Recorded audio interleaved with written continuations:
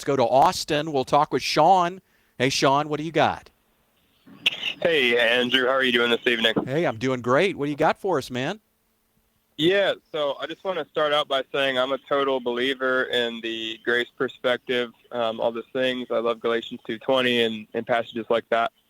Having a conversation with a friend the other day, and I was just talking about who we are now in Jesus versus our flesh, and he defined the heart as our decision-making center. And I guess, assuming that's a correct way to define it, how would we define what the flesh is? Because from my understanding, I believe that the old man is dead, it's crucified with Christ and all these things. So is the flesh something that still lingers, or how do we define what that is in the same way? Yeah. So I think I would first of all want to poke at that, prod at that a little bit, challenge your friend's definition, the decision-making center. I don't think that jives with the whole message of the New Testament. I would describe the will, perhaps, as a decision-making center. We choose with our will. We choose as an act of our will.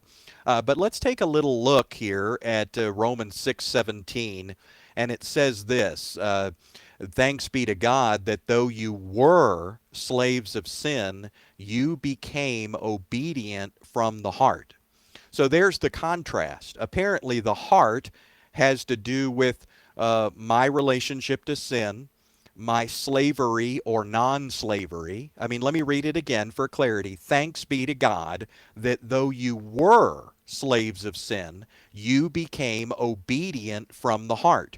So what got changed? Well, you got a new heart, a new spirit, and God's Spirit living in you, right? I mean, that's the whole new covenant. That's the gospel. That's the new message. I will take your heart of stone out, and I will give you a new heart, a living heart, and then Christ comes to dwell in our hearts by faith. So the way that your friend has couched the heart, it almost sounds like it's neutral. It's just this decision-making device, and it could go either way. Well, that's not true. It's not true for the believer. You have a new spiritual heart. You have a new human spirit. You have God's Spirit living in you. Your heart is not neutral. Think of it this way. Paul says, give freely from the heart. Okay, how can he encourage that? Well, he can only encourage that because he knows what your heart looks like. Give freely from your heart, your new heart, your righteous heart, your obedient heart, your Romans 6 heart. So I think we need to adjust your friend's view of the heart, given that we are born again, born of God, born from above. Our heart is not the same as our chooser. Our chooser might be termed our will, but we do have a heart that is righteous and holy and blameless, and it is the house of Jesus Christ himself. He dwells in our hearts, and the love of God has been poured out in our hearts by faith. So our hearts are not neutral. Our hearts are the very heart of Jesus. We're in agreement. We're compatible. We're a perfect fit with him. Our heart beats with his. Now, concerning the flesh, well, you look at the flesh throughout the New Testament, and just as a side note, we're not talking about the body here. I'm not talking about the physical body. I'm talking about the second use of this word flesh. For example, the deeds of the flesh. That would include anger. We don't say my body got angry, right? Jealousy. We don't say my body got jealous. So clearly the deeds of the flesh are not the body's deeds.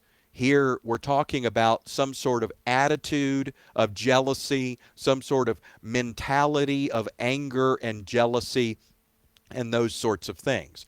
So we're talking about the whole arena of setting the mind according to the flesh, the whole network of thoughts that is walking by the flesh. Essentially, it's the worldly way to walk and the worldly way to think. So, let's get this straight then. I used to be in the flesh, and so did you. Romans 8 says we're done, though. We're not in the flesh anymore. It says you're no longer in the flesh, you're in the Spirit. if the Spirit of God dwells in you, which he does.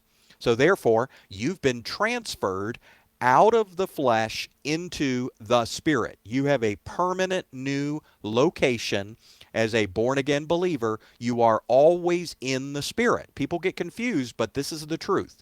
You are always in the Spirit. That is your location. But there are two ways to walk. You can walk by the flesh, or you can walk by the Spirit. So we're always in the Spirit, but there's two ways to walk. And that's why Paul says, look, if we live by the Spirit, let us also walk by the Spirit. In other words, go ahead and express who you really are. So we have our location in Christ, in the Spirit, and then there's two ways to walk, and there's two ways to set the mind. Let me finish with this. What is the flesh? Well, you bring your brand new iPhone home from a local Best Buy store, and you're on it for 5 minutes. It's shiny, it's silver, it's new, it's awesome, you love it. And then 5 minutes in, it says you need a software update. Software update? Are you kidding me? I just bought this thing, and it was expensive. Well, that shows you the difference between hardware and software. Now, what I'm saying is this. You've got the new spiritual hardware, right? At the core of your being, you have new spiritual hardware. But you're still experiencing software updates. That's the renewing of the mind. Why?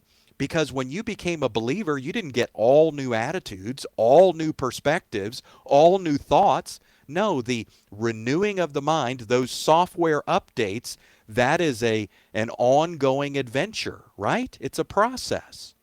And so that's what it means to exchange old ideas of the flesh for new ideas. I'm not going to set my mind on the flesh. I'm going to set my mind on things above.